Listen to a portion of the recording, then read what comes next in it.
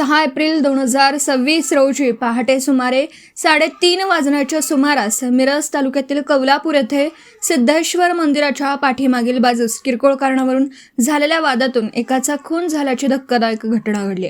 याबाबत मिळालेल्या माहितीनुसार विश्वास कल्लाप्पा सुतार वय वर्ष 34 राहणार भोसे तालुका मिरज जिल्हा सांगली हे कौलापूर येथील विराट हॉटेल येथे काम करत होते।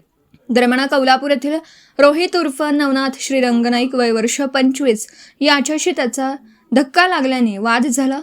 या वादात शिवीगाळ झाल्यामुळे संतापलेल्या रोहित नाईक याने विश्वास सुतार यांना लाथाबुक्क्यांनी मारहाण करून खाली पाडलं आणि जवळील दगडाने त्यांच्या डोक्यात गंभीर वार केला।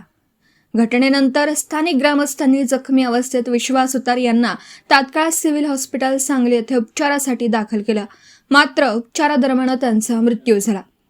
या प्रकरणाचे गांभीर्य ओळखून पोलीस अधीक्षक संदीप घुगे, अपर पोलीस अधीक्षक यांच्या मार्गदर्शनाखाली स्थानिक गुन्हे अन्वेषण शाखेचे पोलीस निरीक्षक संजीव कुमार झाडे यांनी सहाय्यक पोलीस निरीक्षक जयदीप कळेकर यांच्या पथकाची नियुक्ती केली।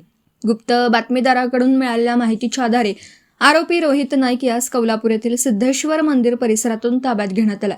प्राथमिक चौकशीत आरोपीने गुन्ह्याची कबुली दिली।